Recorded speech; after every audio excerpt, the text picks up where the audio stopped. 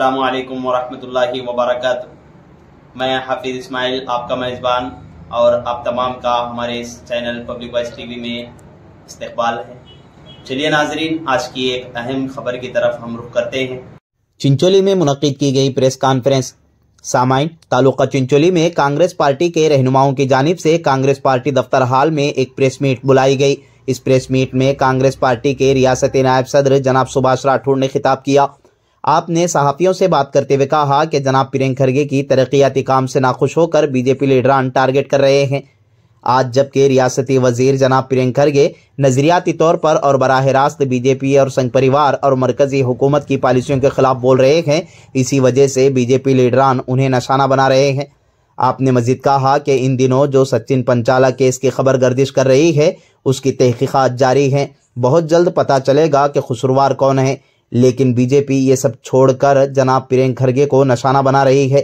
हम उन बीजेपी लीडरान की पुरजोर मजम्मत करते हैं, इसलिए कि वो उनकी तरक्की और मजबूत क़ियादत को बर्दाश्त नहीं कर सकते। इस मौके पर आनंद टाइगर म्यूनसिपल चेयरमैन बसवराज मल्ली, जनाब अब्दुल बासित, लक्ष्मण आउंटी, महमूद पटेल सासरगांव, शरणु पाटिल मुतकपल्ली, नरसिम्हलू, जनार्दन पाटिल, वेंकटेश के अलावा दीगर पार्टी वर्कर मौजूद थे।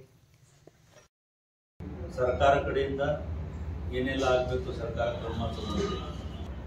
ವಿರೋಧ ಪಕ್ಷದವರು ಪ್ರಜಾಪ್ರಭುತ್ವದಲ್ಲಿಯ ನೀತಿ ನಿಯಮಗಳನ್ನು ಗಾಳಿಗೆ ತೂರಿ ವೈಯಕ್ತಿಕ ಟೀಕೆಗೆ ನಾವೆಲ್ಲ ಖಂಡಿಸ್ತೀವಿ। ಸರ್ಕಾರದಲ್ಲಿದ್ದವರು ತಪ್ಪು ಮಾಡಿದಾಗ ವಿರೋಧ ಪಕ್ಷದವರು ಆ ತಪ್ಪುಗಳನ್ನು ಆಧಾರ ಸಮೇತ ಎತ್ತಿಡಿದು ಸರಿಪಡಿಸ್ತಕ್ಕಂಥದ್ದು, ಜನರ ಮಾಹಿತಿ ತರ್ತಕ್ಕಂಥದ್ದು, ಚರ್ಚೆಗೆ ತರ್ತಕ್ಕಂಥದ್ದು ಸರ್ವೇ ಸಾಮಾನ್ಯ ಮತ್ತು ಅದು ಸ್ವಾಗತ ಕೂಡ। ಯಾವುದೇ ವಿರೋಧ ಪಕ್ಷ ಕನ್ಸ್ಟ್ರಕ್ಟಿವ್ ಅಪೋಸಿಷನ್, ಸಕಾರಾತ್ಮಕ ವಿರೋಧ ಪಕ್ಷವಾಗಿ ಕೆಲಸ ಮಾಡಬೇಕು ಅನ್ನೋದು ನಾವೆಲ್ಲರೂ ಕೂಡ ಬಯಸ್ತೀವಿ। ಆದರೆ ಪ್ರಿಯಾಂಕ್ ಖರ್ಗೆ ಅವರಿಗೆ ಬಿಜೆಪಿಯ ನಾಯಕರು ಟಾರ್ಗೆಟ್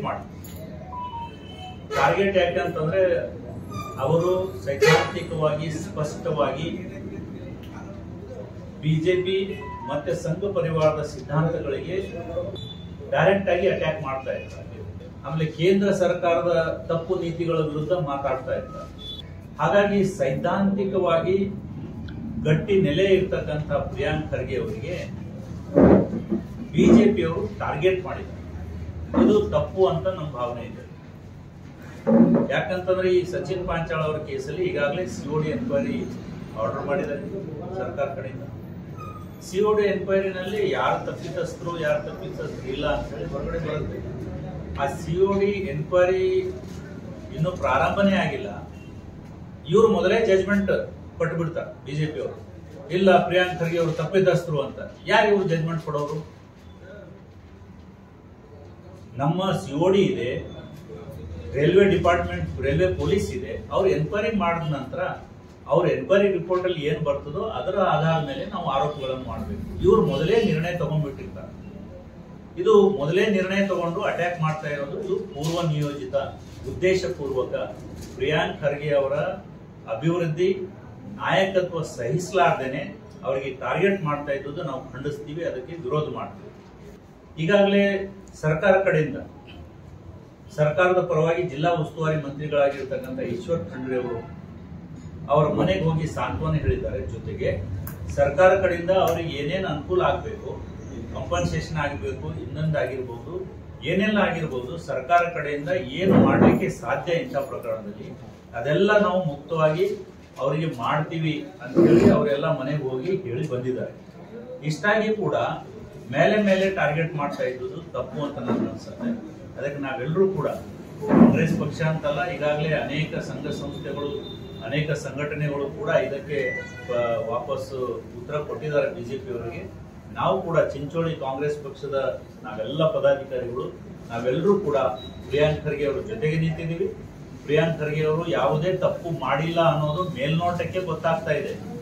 ಅವ್ರ ಮೇಲ್ನೋಟಕ್ಕೆ ಅಂದ್ರೆ ಅವ್ರು ಎಲ್ಲಿ ಡೈರೆಕ್ಟ್ ಆಗಿ ಅವ್ರ ಹೆಸರು ಉಲ್ಲೇಖ ಇಲ್ಲ। ಯಾವ ರೀತಿ ಈಶ್ವರಪ್ಪ ಅವ್ರ ಪ್ರಕರಣ ಇತ್ತು, ಈಶ್ವರಪ್ಪ ಅವ್ರ ಪ್ರಕರಣದಲ್ಲಿ ಡೈರೆಕ್ಟ್ ಆಗಿ ಆತ್ಮಹತ್ಯೆ ಮಾಡ್ಕೊಂಡವನು ಈಶ್ವರಪ್ಪ ಅವರಿಂದಲೇ ನಾನು ಆತ್ಮಹತ್ಯೆ ಮಾಡ್ಕೊಳ್ತಾ ಇದ್ದೇನೆ, ಅವ್ರು ನನಗೆ ಇಂತಿಂತ ಅನ್ಯಾಯ ಮಾಡಿದ್ರು ಅಂತ ಡೈರೆಕ್ಟ್ ಹೆಸರು ಉಲ್ಲೇಖ ಮಾಡಿದ್ರು। ಆದ್ರೆ ಈ ಡೆತ್ ನೋಟ್ ಅಲ್ಲಿ ಡೈರೆಕ್ಟ್ ಆಗಿ ಎಲ್ಲೂ ಕೂಡ ಪ್ರಿಯಾಂಕ್ ಖರ್ಗೆ ಅವರ ವಿರುದ್ಧ ಡೈರೆಕ್ಟ್ ಅಲಿಗೇಷನ್ ಆಗಲಿ ಇನ್ನೊಂದಾಗ್ಲಿ ಯಾವುದೂ ಕೂಡ ಇಲ್ಲ.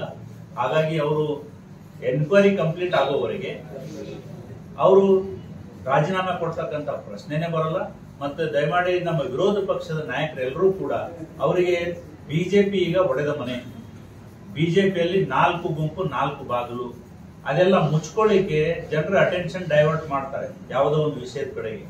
ಹಾಗಾಗಿ ಪ್ರಿಯಾಂಕ್ ಖರ್ಗೆ ಅವರಿಗೆ ಟಾರ್ಗೆಟ್ ಮಾಡೋ ಮೂಲಕ ತಮ್ಮ ಮನೆಯ ಹುಡುಕನ್ನ ಅವರು ಮುಚ್ಕೊಳ್ತಾ ಇದ್ದಾರೆ ಅಷ್ಟೇ. ಮೊದಲು ಅವರು ತಮ್ಮ ಮನೆಯ ಹುಡುಕನ್ನ ಮುಚ್ಕೊಳ್ಳಿ, ಅವ್ರು ಸುಧಾರಣೆ ಮಾಡ್ಕೊಳ್ಳಿ. ಯಾರಿಗಾದ್ರೂ ವಿನಾಕಾರಣ ಟಾರ್ಗೆಟ್ ಮಾಡ್ತಕ್ಕಂಥದ್ದು ತಪ್ಪು ಅಂತ ಹೇಳಿ ನಾವು ತಮ್ಮ ಮುಖಾಂತರ ಅವರಿಗೆ ತಿಳಿಸ್ಬಯಸ್ತೇವೆ.